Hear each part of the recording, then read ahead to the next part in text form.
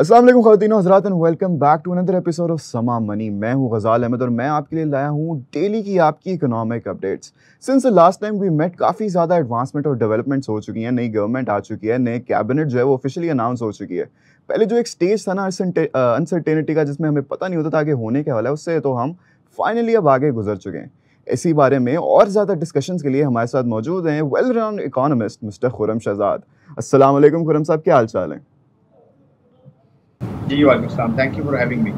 Thank you so much for joining us. अच्छा sir, हमें ये बताएं कि मौजूदा हुकूमत को, ये जो नई हुकूमत आई है अभी, इसको इमीडिएट कौन से ऐसे बड़े चैलेंजेस का सामना करना पड़ रहा है, और इसके अगर हम इकोनॉमिक फ्रंट की बात करें तो उसके बेटरमेंट के लिए कौन से ऐसे इकदाम हैं जो उनको फौरी उठाने की जरूरत है?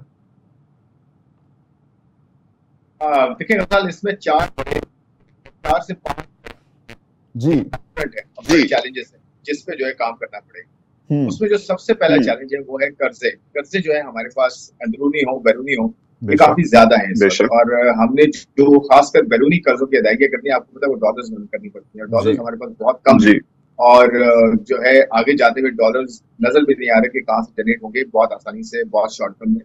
और कर्जे हमने तकरीबन, अगर सिर्फ बैरूनी की बात करें तो तकरीबन कोई 70-75 अरब डॉलर रफली हमने देने अगले 3 सालों में। जी और इस साल भी हमने जो है तकरीबन कोई 5 से 6 अरब डॉलर अभी भी हमें जो है उनकी रोल ओवर्स या उनको हमने कहीं ना कहीं से अरेंज करना है। Thanks to the IMF programme, जो कि अभी लास्ट जो रिव्यू होना है इसमें 1.2 बिलियन डॉलर्स जो है वो हमें मिलने हैं। और thanks to the last caretaker government, जिसमें जो फाइनेंस मिनिस्टर है खासतौर पर शिमशाद अख्तर साहिबा को मैं क्रेडिट दूंगा कि उन्होंने काफी बहुत मेहनत करके IMF के रिव्यूज जो है कामयाब बनाए हैं, और साथ साथ आने वाले प्रोग्राम के लिए भी थोड़ा सा रास्ता जो है क्रिएट किया है, ताकि हमारे नए प्रोग्राम में भी हमें आसानी हो। तो बड़ा प्रोग्राम होगा, 6-7 बिलियन डॉलर्स का प्रोग्राम हो सकता है, ऐसे भी ज्यादा हो सकता है, उसकी प्लानिंग होगी डेफिनेटली। तो कर्जे जो है वो सबसे बड़ा चैलेंज होगा, जो कि फाइनेंस मिनिस्ट्री को देखना होगा, अंदरूनी बैरूनी दोनों कर्जे के इनको कैसे रीप्रोफाइल किया जाए। यानी कि इनकी इनकी रीपेमेंट की जो टाइम फ्रेम है उनको कैसे बढ़ाया जाए, ताकि हमें थोड़ा रूम मिले और हम अपनी कैपेसिटी क्रिएट कर सकें रीपेमेंट। नंबर 1 कर्जे हो गए। दूसरा जो है आपका, जो सबसे बड़ा जो मुझे इशू नजर आता है वो एनर्जी का। एनर्जी जो है वो एक तो बहुत महंगी एनर्जी है, और एनर्जी जनरेट करना इतना प्रॉब्लम नहीं है, शायद हमारे को पहुंचाना एनर्जी को, जिसे ट्रांसमिशन डिस्ट्रीब्यूशन कहते हैं, वो एक बड़ा चैलेंज है। उसमें बहुत बड़ी इन्वेस्टमेंट रिक्वायर्ड है। सेकुलर डेट का बहुत बड़ा इशू है। टैक्सेस बहुत ज्यादा है, 50% तक टैक्सेस जा रहे हैं, उसका एक बड़ा मसला है। तो उसे हमें हैंडल करना है कि उसमें टैक्सेस कम किया जाए। हाउस होल्ड के लिए बहुत महंगी बिजली है, 50-60 रुपए, 70-70 रुपए पर यूनिट हो रहा है, और हम जनरेट कर रहे हैं अगर 11-12 रुपए की, 15 रुपए की और 20 रुपए तक की जनरेट अगर हम कर भी रहे हैं, लेकिन ये पहुंचाने की कॉस्ट और उसके ऊपर टैक्सेस, इसने हमें जो है 60-70 रुपए का यूनिट जो है वो कर दिया, जो कि इंडस्ट्री भी सर्वाइव नहीं कर सकती, ना हाउस होल्ड जो है वो कर सकते, और महंगाई में भी बहुत ज्यादा इजाफा हुआ है। तो ये दूसरा बड़ा चैलेंज है जो एनर्जी का। तीसरा बड़ा चैलेंज मुझे टैक्सेस का नजर आता है कि टैक्सेस का बर्डन बहुत ज्यादा है पाकिस्तान इकोनॉमी पे। पाकिस्तान, आपको बताऊं गजाल, इस पूरे रीजन में हाईएस्ट टैक्स बर्डन इकोनॉमी, यानी कि जिस इकोनॉमी पे टैक्स का ज्यादा है। लेकिन इंटरेस्टिंग बात यह कि हम दुनिया में टैक्स टू GDP, यानी कि अपनी जितनी पैदावार है हमारी मैशत, उसके हिसाब से जो हम टैक्स लोवेस्ट है दुनिया, यानी कि एक तरफ टैक्स का बर्डन बहुत ज्यादा है, दूसरी तरफ लोवेस्ट है हम टैक्स जो, लेकिन हम जनरेट सबसे कम कर रहे हैं। इसका मतलब ये हुआ कि इनफॉर्मल इकोनॉमी और कुछ ऐसे सेक्टर्स हैं बड़े जिन पे टैक्सेस जो है वो हम नहीं लगाते, और डेफिनेटली उस पे टैक्सेस लगाना पड़ेगा, और मैं आगे जाके बताऊंगा कि उसमें क्या सॉल्यूशंस हो सकते हैं। चौथा जो बड़ा इशू है वो गवर्नमेंट का अपना फुटप्रिंट है इकोनॉमी के अंदर, वो चाहे प्राइस को सेट करना हो, चाहे सब्सिडी देना हो, क्रॉस सब्सिडी देना हो। डिस्टॉर्ट किया हुआ है पब्लिक सेक्टर ने प्राइवेट सेक्टर को भी, और इकोनॉमी को डिस्टॉर्ट किया हुआ है थ्रू वेरियस इंटरवेंशंस। उसमें एक बड़ी चीज है प्राइवेटाइजेशन। प्राइवेटाइजेशन पे बहुत ज्यादा काम करना होगा, और जो आपके SOEs हैं, स्टेट और एंटिटीज, इनसे गवर्नमेंट को निकलना होगा, गवर्नमेंट को अपना साइज छोटा करना होगा, डिजिटाइजेशन कर जाना होगा, डिजिटल और फिजिकल इंफ्रास्ट्रक्चर को बिल्ड करना होगा। जो पांचवा बड़ा इशू है वो बहुत ब्रॉड है, लेकिन सबसे बड़ा इस वक्त थ्रेट है वो एनवायरमेंटल कार्बन इमिशन का इशू है। सैलाब ये बहुत ज्यादा हमें बर्बाद करेंगे आगे जाके, और इसके लिए हमें वो जो कर्जों की मैंने बात की उसमें भी ग्रीन फाइनेंस में कन्वर्जन करनी होगी, क्योंकि हम यहाँ पे कार्बन की वजह से बहुत ज्यादा दुनिया कार्बन इमिशन ज्यादा कर रही है, जिसके साथ हम अफेक्ट हो रहे हैं। इसकी वजह से इसको भी हमें हैंडल करना। और छठा सबसे बड़ा जो इशू है, जो कि लॉन्ग टर्म का है, तो आपको पता है गजाल, आउट ऑफ स्कूल चिल्ड्रन है हमारे बच्चे, हमारे 26 मिलियन बच्चे, 2 करोड़ 62 लाख बच्चे हमारे आउट ऑफ स्कूल है। ये हमारा न्यूक्लियर एसेट है, ये हम मुझे ये समझ नहीं आती कि हम कैसे जो है रोज डिबेट करते हैं, लेकिन इस फैक्टर को नहीं उठाते कि हमारी जो जनरेशन है जिसने इस मुल्क को आगे लेके जाना है, वो आउट ऑफ स्कूल है आज, उसे एजुकेशन ही नहीं मिल रही, ना सिर्फ उसे ये कि तालीम नहीं मिल रही, बल्कि उसकी हेल्थ जो है वो सबसे ज्यादा खराब है इस वक्त। जो माएँ हैं, जो बच्चे बिल्कुल कंसीव कर रही हैं, जो बच्चे परवरिश कर रही है, जो माएँ हैं जो जनरेशन बिल्ड करती है, तो वो बेचारी खुद मेल न्यूट्रिशन है, उनकी खुराक जो है वो इस काबिल नहीं है कि वो हेल्दी बच्चे जो है, हेल्दी एक जनरेशन को जो है वो जो है उनको आगे ला सके। तो मेरे ख्याल में ये बड़े इश्यूज हैं, हेल्थ से लेकर, एजुकेशन से लेकर, और ये शॉर्ट टर्म मैंने बताया एनर्जी का, डेट का, टैक्स का, ये सारे प्रॉब्लम्स हैं। मेरे ख्याल में इसके अराउंड एक होलिस्टिक स्ट्रेटजी की जरूरत है, क्योंकि कैपेसिटी हो, एम्पावर्ड टीम, ये सब काम किए जा सकते हैं, और ये अपॉर्चुनिटी भी होती है इन सब जी जी जी। अच्छा सर, आपने चैलेंजेस तो बता दिए और विदाउट अ डाउट काफ़ी ये इंटेंस चैलेंजेस है और इनको हमें वाकई में जल्द से जल्द इनका कोई परमानेंट सोल्यूशन निकालने की ज़रूरत है। अच्छा, अगर हम बात करें गलतियों की, जो आपने फोर्थ अपने जो चैलेंज आपने बताया उसमें आपने जिक्र भी किया, लेकिन अगर हम इसको फर्दर इलेबोरेट करें तो माजी में हम काफ़ी ऐसी गलतियाँ जो दोहराते हैं, जो हमारी गवर्नमेंट दोहराती है और उससे हमारी इकॉनमी पे भी अच्छा खासा डैमेज हुआ है। तो फॉर द फ्यूचर गवर्नमेंट और ये हमारे जो प्रेजेंट हमारे जो नए फाइनेंस मिनिस्टर हैं मिस्टर मोहम्मद औरंगजेब, ऐसी कौन सी गलतियां जो ये दोहराने से बच सकते हैं? देखिए, इसमें मेरा नहीं ख्याल कि गलतियां जो है दोहराने की इसमें ऑफ कोर्स जरूरत पड़ेगी। एक तो देखिए बात ये कि विल जो है ना, मैं ये कहता हूँ कोई भी टीम में आए, हमारे पास कॉम्पिटेंट लोग हैं, जी कॉम्पिटेंट लोग आए भी थे और जी आगे आएंगे भी इंशाल्लाह। लेकिन प्रॉब्लम यह है कि यहाँ पे जो मुझे मिसिंग लिंक नजर आता है ना, वो दो हैं भाई। एक तो पॉलिटिकल पॉलिटिकल अनसर्टेनिटी बहुत ज्यादा हमारे मुल्क में रही है। बिल्कुल उसमें of course किसी एक इंडिविजुअल का जो है वो काम नहीं है, क्योंकि इनकी कोई गलती होगी, इन्हें नहीं दोहरानी वो। पॉलिटिकल अनसर्टेनिटी कलेक्टिव फेलियर है हमारा, कलेक्टिव हमारा जो है वो प्रॉब्लम है। अग्रीड एक तो ये पॉलिटिकल अनसर्टेनिटी में जी बात कर रहा हूँ। दूसरा जो है ना, पॉलिसी कंसिस्टेंसी का बड़ा इशू रहा है कि हम्म कोई भी आता है वो पॉलिसी को चेंज कर देता है। पॉलिसी से इन्वेस्टर के लिए बड़ा प्रॉब्लम होता है, बिजनेसमैन के लिए बड़ा प्रॉब्लम होता है, जो इंडस्ट्रीज होती है उनके लिए बड़ा प्रॉब्लम होता है। तो इस मुल्क के अंदर एक सबसे बड़ा इशू अनसर्टेनिटी है, डायरेक्शन कोई नजर नहीं आता, कोई विजन, एक ब्रॉड बड़ा विजन जो है, कलेक्टिव विजन नजर नहीं आता। बेशक पॉलिटिकल पार्टीज अपना अपना काम करें, अपने अपने मैनिफेस्टो पे काम करें, और डेफिनेटली डिफरेंट होने चाहिए सबके मैनिफेस्टोज, लेकिन एक कलेक्टिव जो है विजन, ये कलेक्टिव जो है एक एक प्लेटफॉर्म ये हो, या कलेक्टिव एक थिंकिंग ये हो, इस मुल्क को ग्रोथ की तरफ लेके जाना है, डायरेक्शन उसको देनी है, सर्टेनिटी देनी है, ताकि जो भी इस मुल्क में इन्वेस्ट करे, या जो भी इस मुल्क में जो है वो इस मुल्क पर बेट ले, वो बेसिकली क्लैरिटी के साथ। एक्चुअली क्लैरिटी प्रॉब्लम होती है, डायरेक्शन प्रॉब्लम होती है। ये प्रॉब्लम नहीं होती कि गलतियां नहीं होती आपसे, या आप जो है पॉलिसी में कोई गलतियां नहीं करते, ये सब होती है वक्त के साथ इम्प्रूवमेंट। कंसिस्टेंसी मेरे ख्याल में जो पॉलिटिकल जी पॉलिसी कंसिस्टेंसी और पॉलिटिकल सर्टेनिटी हो, स्टेबिलिटी हो, जिससे इन्वेस्टर जो होता है, या कोई भी आपके मुल्क में इन्वेस्ट करना चाहता है, या लोकल इन्वेस्टर हो, एतमाद बढ़ता है, और जी एतमाद बढ़ता है। तो बिल्कुल आपने सही वर्ड यूज किया। तो मेरे ख्याल में ये चीजें टीम के साथ, अगर टीम कंसिस्टेंट हो, टीम जो है उसकी एक डायरेक्शन हो, तो मेरे ख्याल में ये सब चीजें ठीक हो सकती हैं। और ये जो गलतियां हमने की हैं पिछले कोई 20, 30, 40 सालों में, मेरे ख्याल में उसका सदैव किया जा सकता है। So, sir, how do you see the appointment of Mr. Mohammad Aurangzeb as the finance minister? Do you think he will be able to overcome all of these challenges? देखिए, चैलेंज बहुत बड़ा है, और एक इंडिविजुअल पे हमें बहुत ज्यादा जो है बेट नहीं लेनी चाहिए, इंडिविजुअल से बहुत ज्यादा एक्सपेक्टेशन नहीं लगानी चाहिए, क्योंकि वो कॉम्पिटेंट है अपनी जगह।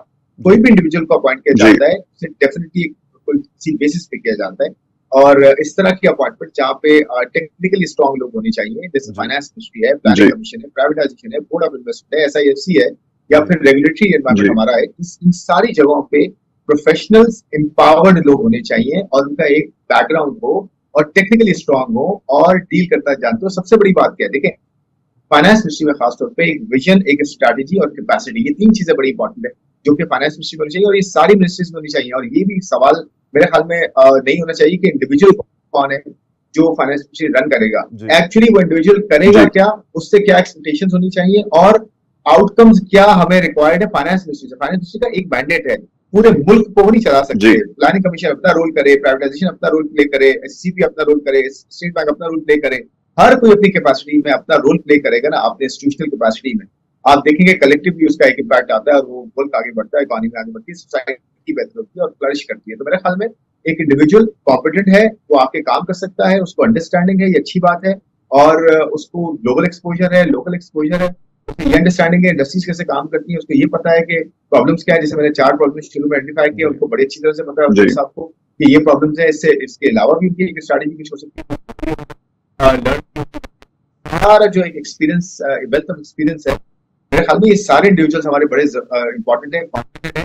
इनको एक चीज कर देनी चाहिए, इनको खुल के दिया जाए, इनको इनकी ऑब्जेक्टिव है, जो अपना माइंडसेट है, अपनी जजमेंट है, बेस्ट जजमेंट, उसे अलाउ किया जाए, करें उसको गलती है हम उसको भी बता। अगर इतने प्रॉब्लम हमारे क्रिएट हुए हैं तो वो हमने अगर इतना बर्दाश्त कर लिया तो मेरे ख्याल में एक इंडिविजुअल आता है या कोई टीम आती है तो उसे हमें वक्त देना चाहिए, सबसे मौका देना चाहिए। उन्हें हम बहुत जल्दी देखते हैं, बहुत जल्दी चेंजेस बहुत जल्दी आएंगे। बिल्कुल आपने देखा होगा पिछले 5-8 सालों में बहुत सारे आपके फाइनेंस मिनिस्टर आए, बहुत सारे आपके जो है ना वो डिफरेंट प्रायोरिटाइजेशन के मिनिस्टर आए, बहुत सारे आपके रेगुलेटरी साइड पर लोग आए। तो जो कंसिस्टेंसी होती है वो ये कहती है कि एक कॉमन इंसान को आप लगाएं, उसको वक्त दें, मैंडेट दें, उसके अकाउंटेबिलिटी भी हो, लेकिन उसको चलने दें, उसको देखने दें, परफॉर्म तो करने दें। यही हाल हमारा जो है वो टॉप लेवल पे भी रहा है। पॉलिटिकल इंस्टेबिलिटी इसी वजह से हुई है कि गवर्नमेंट आती है, गवर्नमेंट जो है कंटिन्यू बहुत कम किया है गवर्नमेंट ने पिछले कई सालों में। तो मेरे ख्याल में कंटिन्यूटी बड़ी इंपॉर्टेंट है कि कोई भी इंडिविजुअल हो या कोई सेटअप हो, कंटिन्यूटी हो उसकी, उसी हिसाब से उसकी गलतियां भी जो है स्मूथ आउट होती जाएंगी और ऐसे ऐसे रिजल्ट आना शुरू हो जाएंगे। अच्छा सर, आपने भी जैसे डिजिटलाइजेशन की बात की थी, और अगर हम औरंगज़ेब साहब की बात करें तो उन्होंने भी आज क्या कहते हैं एफबीआर के हेडक्वार्टर्स को विजिट किया, और उन्होंने कहा कि रिफॉर्म्स की और ये टैक्स कलेक्शन की तो डिजिटलाइजेशन है, इसकी बड़ी ज़्यादा ज़रूरत है और इसको टॉप प्रायोरिटी पे रखा जाए। तो how do you see it? आपको क्या लगता है कि ये रियलिस्टिकली जल्दी हो पाएगा, और अगर होता भी है तो इससे क्या फ़वाइद हासिल होंगे हमें? देखिए, अच्छी बात ये है कि ये बात की गई है, इंटेंशन है, बात इम्प्लीमेंटेशन की होगी, एक्शन देखा जाएगा कैसे होता है। और ये डिजिटलाइजेशन की बात हम बहुत अच्छे से कर रहे हैं। प्रॉब्लम इम्प्लीमेंटेशन में रहा है कि अभी तक इम्प्लीमेंट क्यों नहीं हो पाया। क्या ब्यूरोक्रेटिक इश्यूज हैं, गवर्नेंस के इश्यूज हैं, क्या कोई हमारे यहाँ इस तरह के प्रॉब्लम्स हैं, कोई कोई बेनिफिशियरीज हैं, कोई कॉन्फ्लिक्ट ऑफ इंटरेस्ट है, क्या है, इन सबको सामने रखा जाए, इन सबको खोल के बताया जाए। तो मेरे ख्याल में डिजिटलाइजेशन तो कोई सवाल ही नहीं है ना कि वो नहीं होना चाहिए। इसमें तो अगर फाइनेंस मिनिस्टर साहब कह रहे हैं, एम्फसाइज ही चाहिए, देखना ये होगा कि कितना जल्दी होता है, किस तरह से किया जाता है, इम्प्लीमेंटेशन कैसे भी, एक्शन प्लान देखना होगा कैसे होता है। मेरे ख्याल में जितना जल्दी हो उतना बेहतर है, क्योंकि हम इससे काफी सफर कर चुके हैं। सर, आप बेहतर जानते हैं कि इकोनॉमी की बेहतरी के लिए एक्सपोर्ट और टैक्स नेट को बढ़ाना बहुत जरूरी है, मगर हम अभी तक इस मामले में भी इतना नाकाम रहे। आप इसकी क्या देखिए, ये लॉन्ग टर्म इश्यूज हैं। एक तो मैंने कहा टैक्स का एक इशू मैंने पहले भी कहा कि one of the main challenges tax की मैं जो बात कर रहा हूँ। टैक्स का ना बर्डन बहुत ज्यादा इकोनॉमी पे तो होता ही है कि जब आप टैक्सेस बहुत ज्यादा बढ़ा देते हैं और एक सर्टन एरिया पे, सर्टन सेक्टर्स पे बढ़ाते हैं और सेक्टर आपके सर्टन इंडिविजुअल्स पे बढ़ाते हैं। मिसाल के तौर पर सैलरी क्लास पे बहुत ज्यादा टैक्सेस हैं इस वक्त। इसी तरह कॉर्पोरेट सेक्टर पे भी अप टू 70% जाता है टैक्स, यानी कि उसमें आप पहले 29% टैक्स देते हैं कॉर्पोरेट का, फिर 10% सुपर टैक्स देते हैं, फिर WPPF होता है, ये सारे टैक्सेस होते हैं। फिर उसके ऊपर जो कॉर्पोरेट आपका ग्रुप होता है, जो आपका बेसिकली जिसकी सब्सिडीज होती है, जो होल्डिंग कंपनी होती है, उसके ऊपर डबल टैक्सेशन है, डिविडेंड के साथ, प्रॉफिट के साथ डबल टैक्सेशन है। ये सारी टैक्सेशन जब बहुत ज्यादा होती है, क्योंकि गवर्नमेंट को अपना टारगेट पूरा करना है, क्योंकि गवर्नमेंट अपने खर्चे नहीं कम करती, क्योंकि उसे IMF कहता है कि आप खर्चे कम नहीं करती तो टैक्सेस बढ़ाए ताकि आपका फिस्कल डेफिसिट कम हो, आमदन और खर्चों का फर्क है वो कम हो। तो क्या किया जाता है, जो ऑलरेडी आपके पास टैक्स है, सेक्टर्स उन्हीं पे टैक्स किया गया है, और यही हुआ पिछले 2-3 सालों में। तो इसको जो है बर्डन को कम करें और इसको स्प्रेड आउट करें, इसको फैलाएं, टैक्स को, इसके नेट को बड़ा करें। देखिए, मैं आपको बताता हूँ 3-4 सेक्टर्स हैं जिन पर टैक्सेस नहीं है या ना होने के बराबर है। मिसाल के तौर पे आप wholesale and retail trade sector देखें, अगर आप, ये 20% है इकोनॉमी का, और इसके ऊपर सिर्फ 1% टैक्स है, 1% टैक्स भी नहीं देते ये इतना इस सेगमेंट पे। फिर आपको एग्रीकल्चर है, एग्रीकल्चर 22-23% है इकोनॉमी का, और वो 1% भी टैक्स नहीं देता। तो आप मुझे बताएं कि जो 45%, ये दोनों सेक्टर्स 45%, दो सेक्टर्स जो है कंट्रीब्यूट करते हैं इकोनॉमी में 45%, और सिर्फ 2% टैक्स भी नहीं देते, और बाकी जो 55% हिस्सा इकोनॉमी का, वो 98% टैक्स देता है। तो कितनी ज्यादा डिसबैलेंस जो है इक्वेशन है। इसको ठीक करें ना, आप डालें रिटेल एंड ट्रेड पर छोटा टैक्स लगाएं, लेकिन लाएं टैक्स नेट पे लाएं, वो टैक्स लगाएं ताकि वो जो है टैक्स नेट में आए और हमारे पास टैक्स भी जनरेट हो और डॉक्यूमेंटेशन भी इम्प्रूव हो आपकी दूसरी, और इंसेंटिवाइज करें डेफिनेटली।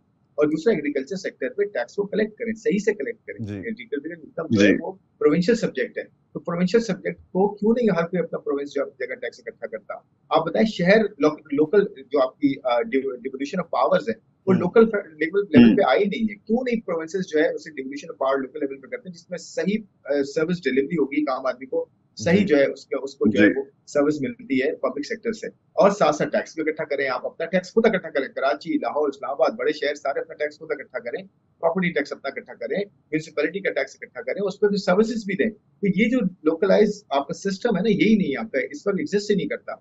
ये स्ट्रक्चरल एक रिफॉर्म है जो कि गवर्नमेंट को करना चाहिए, जो भी गवर्नमेंट में आता है ये प्रोविंशियल लेवल पे होना चाहिए। फिर उसके बाद एनएसवी रिवॉर्ड को रिव्यू करने की जरूरत पड़ेगी। फिर उसके साथ साथ आपको कर्जे, डेट और आपका जो डिफेंस है ये और आपका एनर्जी, इसको आपको डिसेंट्रलाइज करना है, प्रोविंशियलाइज करना है, ताकि देखें फेडरल गवर्नमेंट क्या करती है, फेडरल गवर्नमेंट कर्जा ले लेती है और नीचे टैक्स जो है वो डिस्ट्रीब्यूट कर देती है। ये जो डिसबैलेंस है ना, इस तरह से वो हमेशा डेफिसिट में रहेंगे और प्रोविंसेस हमेशा सरप्लस में रहकर वापस पैसा देते रहेंगे, उनको कुछ करने की जरूरत ही नहीं पड़ेगी। तो उनको अकाउंटेबिलिटी भी दें, पैसे भी दें, उनको टैक्स भी दें, उनको कहें कि आप खर्चे भी अपने खुद करें और अपने टैक्स भी इकट्ठा खुद करें, अपनी खुद इकोनॉमी क्रिएट करें। इस तरह लोकल लेवल पे इकोनॉमी खरीदूं, ये सारी चीजें मिलकर फेडरेशन बनाती है। बॉटम अप अप्रोच होती है, टॉप डाउन अप्रोच नहीं होती, हमारे यहाँ उल्टा है। ये सारे स्ट्रक्चरल इश्यूज है जो मेरे ख्याल में फाइनेंस मिनिस्ट्री नहीं कर सकेगी, ये कैबिनेट का काम है, ये पार्लियामेंट का काम है, ये सब करना और फिर प्रोविंशियल लेवल पे ये काम करना, ये बड़े इंपॉर्टेंट है। आपकी इकोनॉमी बिल्कुल टैक्स को कम किया जाए बर्डन को, ताकि इन्वेस्टमेंट हो और लोगों के पास पैसे बचे सेविंग्स के लिए, इन्वेस्ट करने के लिए, टैक्सेस कम करें। फिर दूसरी बात ये कि रियल एस्टेट पर सही प्राइसेस पे जो है टैक्स कलेक्ट किया जाए।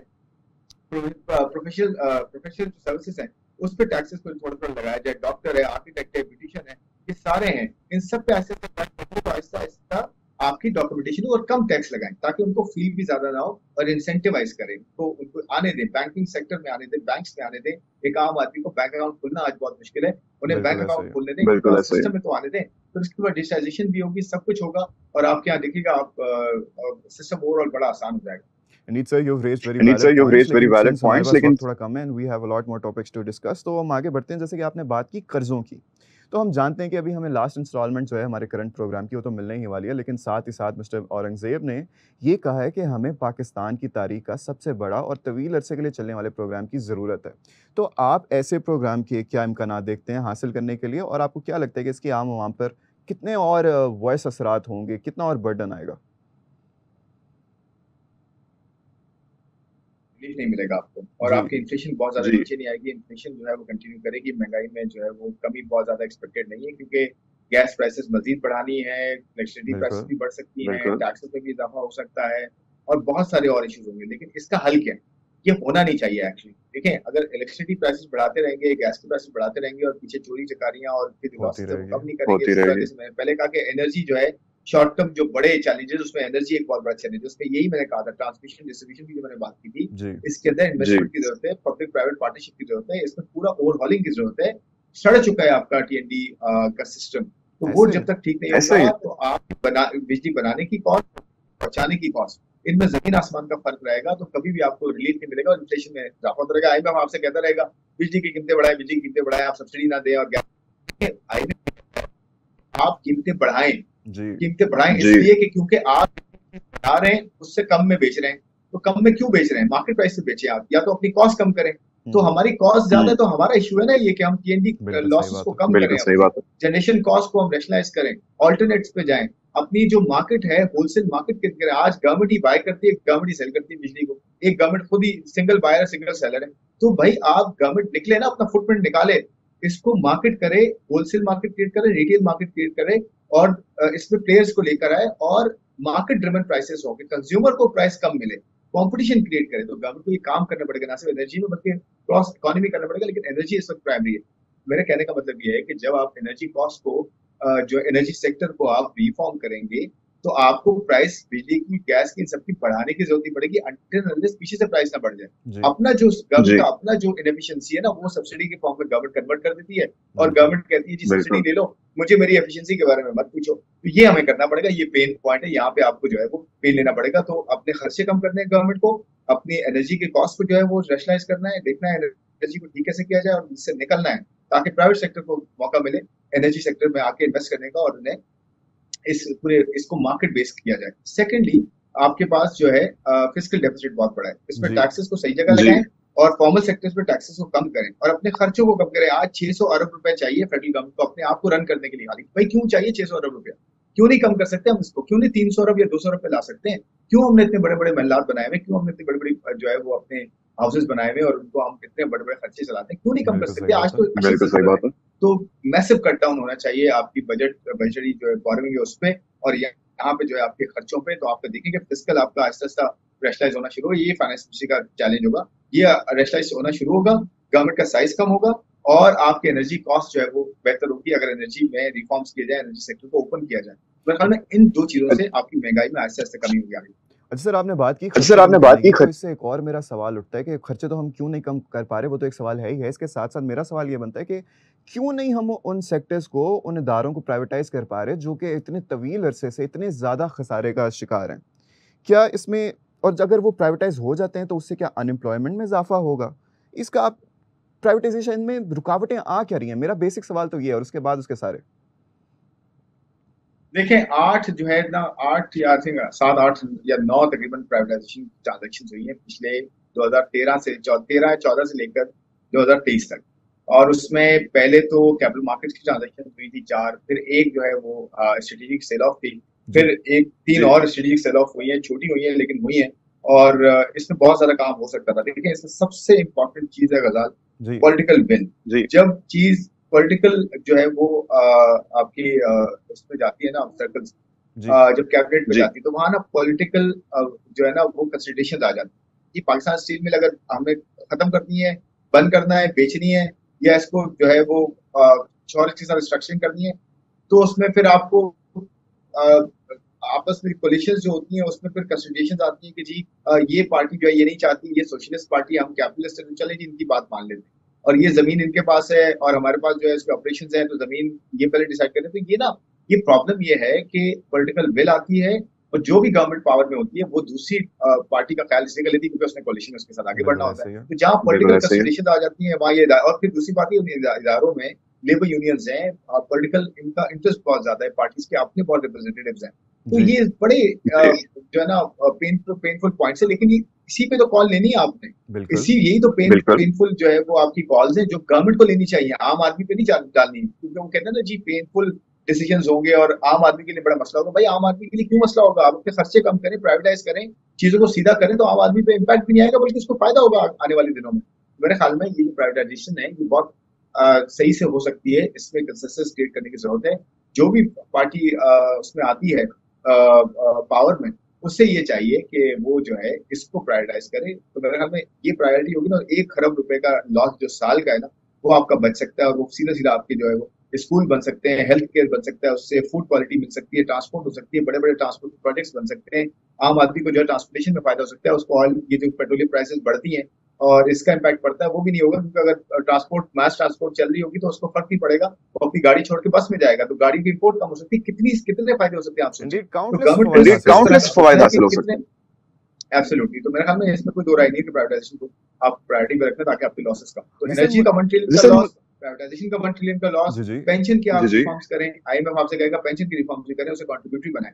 मेरे ख्याल में ये सब चीजें मिलकर आपको 2 ढाई 3 ट्रिलियन का फायदा दे सकती है, जिससे डेफिसिट आपका कम हो सकता है, कर्जे कम हो सकते हैं, आपके इंटरेस्ट रेट कम हो सकते हैं, आपको रुपया जो स्टेबल हो सकता है। कितने फायदे हो सकते हैं आपसे, बेशक फायदे हासिल हो सकते हैं। अच्छा सर, हमारे पास वक्त जो है वो बहुत थोड़ा रह गया, तो बस 2 टॉपिक्स रह गए जिनके बारे में मैं बात करना चाहता हूँ। एक तो है डॉलर का।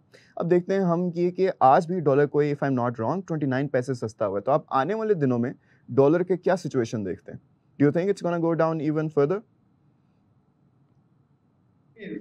डॉलर का तो मुझे लगता है कि स्ट्रॉन्ग रहेगा डॉलर, और पाकिस्तान जो है वीक रहेगा, क्योंकि हमारे कर्जे बहुत ज्यादा हैं, हमारे एक्सपोर्ट्स रिलेटिवली बहुत कम है, इन्वेस्टमेंट से हो नहीं रही।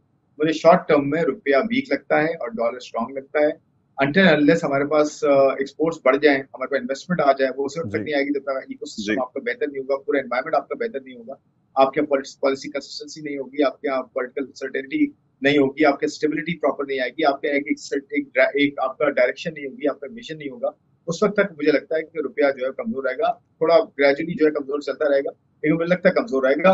हमारी एजेंसीज की एफर्ट्स एक तरफ हैं, उन्होंने बहुत अच्छे काम किए, वो एक तरफ रहे, वो एफर्ट्स रहें, होर्डिंग को रोकें, शॉर्टेजेस को रोकें, और इस तरह की स्पेकुलेशंस को रोकें, लेकिन एक तरफ आपको अपने फंडामेंटल सीधे करने होंगे जिसकी वजह से लॉन्ग टर्म सस्टेनेबल बेसिस पे आपको रुपया सर बेहतर उसी होगा। से और मेरा दूसरा ये उसी से मेरा ये नया वाला जी मैं जी एक बस इसमें पॉइंट ऐड जी करूंगा करें कि करें जो आपके फाइनेंस मिनिस्टर साहिबा थी उन्होंने ऑलरेडी काफी काम कर लिया है और हमारे नए फाइनेंस मिनिस्टर को काफी हेल्प भी मिलेगी उसमें कि नया प्रोग्राम के लिए। तो मेरे ख्याल में इसकी वजह से थोड़ी सी स्टेबिलिटी हमें थोड़ी सी सपोर्ट मिल सकती है, लेकिन लॉन्ग टर्म में मुझे शॉर्ट टर्म में मुझे एटलीस्ट रुपया भी अच्छा सर मुझे ये भी बताएं कि ये जो हम डंडे के जोर पर डॉलर के वैल्यू को जो कंट्रोल करना चाह रहे हैं, is it really feasible solution? क्या ये परमानेंट सोल्यूशन हम इसको नहीं ना मान सकते ज़रा भी? कि जैसे कि हम देखते हैं कि कानून नाफिज करने वाले इदारों की कार्रवाइयाँ हो रही हैं, वो इससे इससे ऐसे तो नहीं चलेगा। हमें क्या इसको सप्लाई एंड डिमांड पर नहीं छोड़ देना चाहिए जैसे बाकी कंट्रीज़ करती हैं?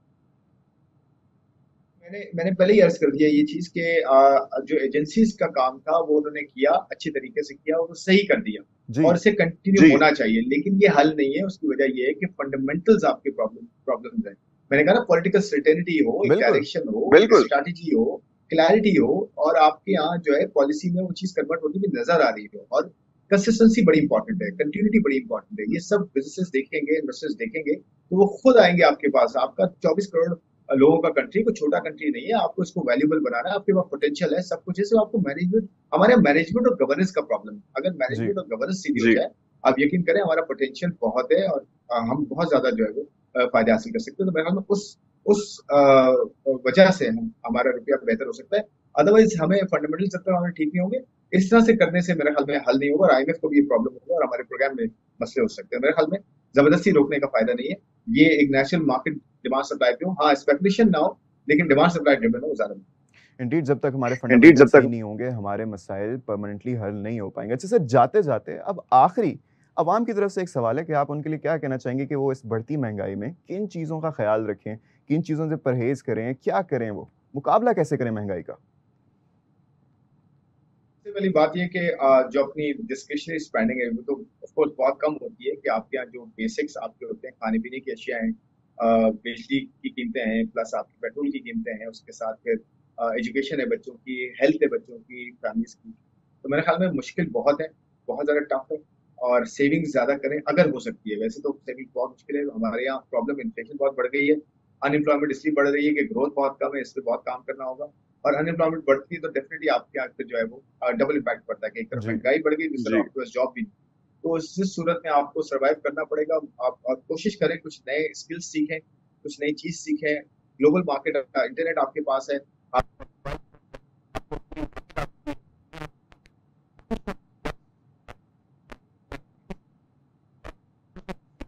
कुछ स्किल डेवलप करें, कंप्यूटर स्किल डेवलप करें, टेक्नोलॉजी स्किल डेवलप करें, कुछ ना कुछ सीखें। बहुत आसान हो गया यूट्यूब ने, और बहुत सारे प्लेटफॉर्म्स हैं, बहुत सारे इस तरह के ऐप्स हैं, बहुत आसान कर दिया है।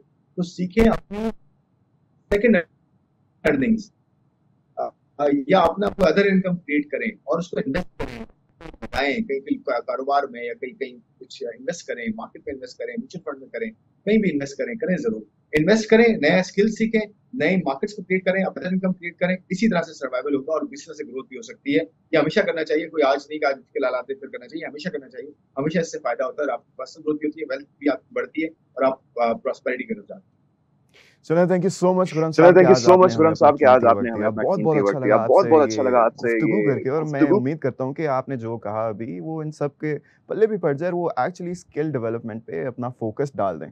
सो that was it for today. आपसे मुलाकात होगी इंशाल्लाह in the next episode with some more economic updates. तब तक के लिए अपना ख्याल रखिएगा। अल्लाह हाफिज़।